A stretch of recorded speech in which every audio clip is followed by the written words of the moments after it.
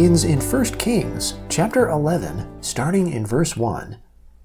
Now King Solomon loved many foreign women, together with the daughter of Pharaoh, women of the Moabites, Ammonites, Edomites, Sidonians, and Hittites, of the nations concerning which the Lord said to the children of Israel, You shall not go amongst them, neither shall they come amongst you, for surely they will turn your heart after their gods. Solomon joined to these in love. He had 700 wives, princesses, and 300 concubines. His wives turned his heart away. When Solomon was old, his wives turned away his heart after other gods, and his heart was not perfect with the Lord his God, as the heart of David his father was. For Solomon went after Ashtoreth, the goddess of the Sidonians, and after Milcom, the abomination of the Ammonites. Solomon did that which was evil in the Lord's sight, and didn't go fully after the Lord, as David his father did. Then Solomon built a high place for Chemosh, the abomination of Moab, on the mountain that is before Jerusalem, and for Molech, the abomination of the children of Ammon. So he did for all his foreign wives, who burned incense and sacrificed to their gods. The Lord was angry with Solomon, because his heart was turned away from the Lord, the God of Israel, who had appeared to him twice, and had commanded him concerning this thing, that he should not go after other gods, but he didn't keep that which the Lord commanded. Therefore the Lord said to Solomon, Because this is done by you, and you have not kept my covenant and my statutes, which I have commanded you, I will surely tear the kingdom from you, and will give it to your servant. Nevertheless, I will not do it in your days, for David your father's sake, but I will tear it out of your son's hand. However, I will not tear away all the kingdom, but I will give one tribe to your son, for David my servant's sake, and for Jerusalem's sake, which I have chosen. The Lord raised up an adversary to Solomon, Hadad the Edomite. He was one of the king's offspring in Edom. For when David was in Edom, and Joab the captain of the army had gone up to bury the slain, and had struck every male in Edom, for Joab and all Israel remained there 6 months, until he had cut off every male in Edom, Hadad fled, he and certain Edomites of his father's servants with him, to go into Egypt, when Hadad was still a little child. They arose out of Midian, and came to Paran, and they took men with them out of Paran, and they came to Egypt, to Pharaoh king of Egypt, who gave him a house, and appointed him food, and gave him land. Hadad found great favor in the sight of Pharaoh, so that he gave him as wife the sister of his own wife, the sister of Tahpenes the queen. The sister of Tahpenes bore him Genubath his son, whom Tahpenes weaned in Pharaoh's house.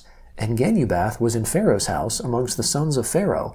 When Hadad heard in Egypt that David slept with his fathers, and that Joab the captain of the army was dead, Hadad said to Pharaoh, Let me depart, that I may go to my own country. Then Pharaoh said to him, But what have you lacked with me, that, behold, you seek to go to your own country? He answered, Nothing. However, only let me depart. God raised up an adversary to him, Rezon the son of Eliada, who had fled from his lord, Hadadezer king of Zobah. He gathered men to himself, and became captain over a troop, when David killed them of Zobah. They went to Damascus, and lived there, and reigned in Damascus. He was an adversary to Israel all the days of Solomon. In addition to the mischief of Hadad, he abhorred Israel, and reigned over Syria. Jeroboam the son of Nebat, an Ephraimite of Zeradah, a servant of Solomon, whose mother's name was Zeruiah, a widow, also lifted up his hand against the king. This was the reason why he lifted up his hand against the king. Solomon built Milo, and repaired the breach of his father David's city. The man Jeroboam was a mighty man of valor, and Solomon saw the young man that he was industrious, and he put him in charge of all the labor of the house of Joseph. At that time, when Jeroboam went out of Jerusalem, the prophet Ahijah the Shilonite found him on the way. Now Ahijah had clad himself with a new garment, and the two of them were alone in the field. Ahijah took the new garment that was on him, and tore it in 12 pieces. He said to Jeroboam, Take 10 pieces, for the Lord, the God of Israel, says, Behold, I will tear the kingdom out of the hand of Solomon, and will give 10 tribes to you. But he shall have 1 tribe, for my servant David's sake, and for Jerusalem's sake, the city which I have chosen out of all the tribes of Israel.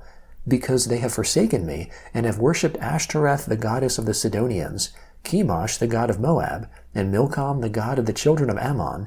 They have not walked in my ways, to do that which is right in my eyes, and to keep my statutes and my ordinances, as David his father did. However, I will not take the whole kingdom out of his hand, but I will make him prince all the days of his life for David my servant's sake, whom I chose. who kept my commandments and my statutes. But I will take the kingdom out of his son's hand, and will give it to you, even 10 tribes. I will give 1 tribe to his son, that David my servant may have a lamp always before me in Jerusalem, the city which I have chosen for myself, to put my name there. I will take you, and you shall reign according to all that your soul desires, and shall be king over Israel. It shall be, if you will listen to all that I command you, and will walk in my ways, and do that which is right in my eyes, to keep my statutes and my commandments, as David my servant did, that I will be with you, and will build you a sure house, as I built for David, and will give Israel to you. I will afflict the offspring of David for this, but not forever. Therefore Solomon sought to kill Jeroboam, but Jeroboam arose and fled into Egypt, to Shishak, king of Egypt, and was in Egypt until the death of Solomon. Now the rest of the acts of Solomon, and all that he did, and his wisdom, aren't they written in the book of the acts of Solomon? The time that Solomon reigned in Jerusalem over all Israel was 40 years. Solomon slept with his fathers, and was buried in his father David's city, and Rehoboam his son reigned in his place. Rehoboam went to Shechem, for all Israel had come to Shechem to make him king. When Jeroboam the son of Nebat heard of it, for he was yet in Egypt, where he had fled from the presence of King Solomon, and Jeroboam lived in Egypt, and they sent and called him, Jeroboam and all the assembly of Israel came, and spoke to Rehoboam, saying, Your father made our yoke difficult. Now therefore make the hard service of your father, and his heavy yoke which he put on us, lighter, and we will serve you. He said to them, Depart for 3 days, then come back to me. So the people departed. King Rehoboam took counsel with the old men who had stood before Solomon his father while he yet lived, saying, What counsel do you give me to answer these people? They replied, If you will be a servant to this people today, and will serve them, and answer them with good words, then they will be your servants forever. But he abandoned the counsel of the old men which they had given him, and took counsel with the young men who had grown up with him, who stood before him. He said to them, What counsel do you give, that we may answer these people who have spoken to me, saying, Make the yoke that your father put on us lighter? The young men who had grown up with him said to him, Tell these people who spoke to you, saying, Your father made our yoke heavy, but make it lighter to us. Tell them, My little finger is thicker than my father's waist.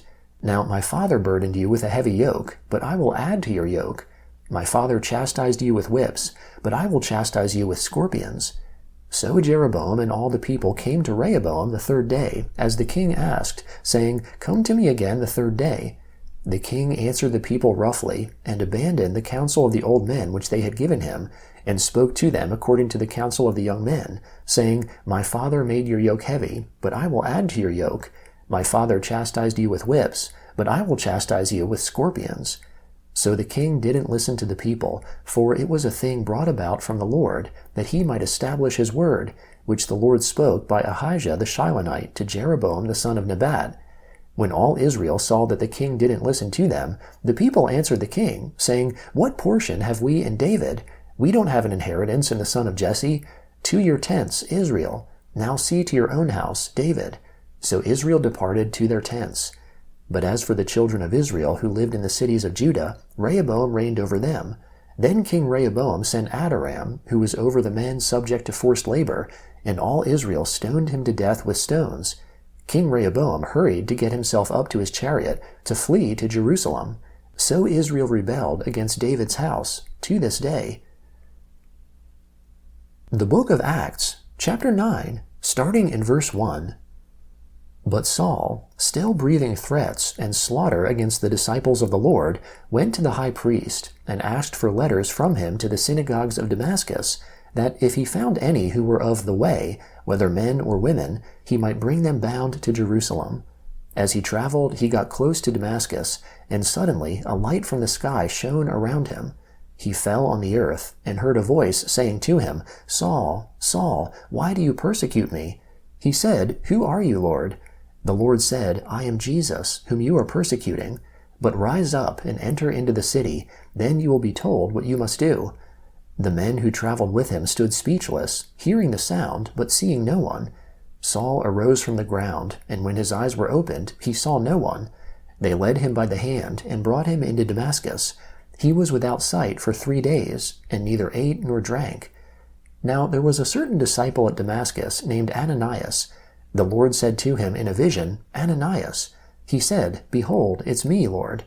The Lord said to him, Arise and go to the street which is called Straight, and inquire in the house of Judah for one named Saul, a man of Tarsus.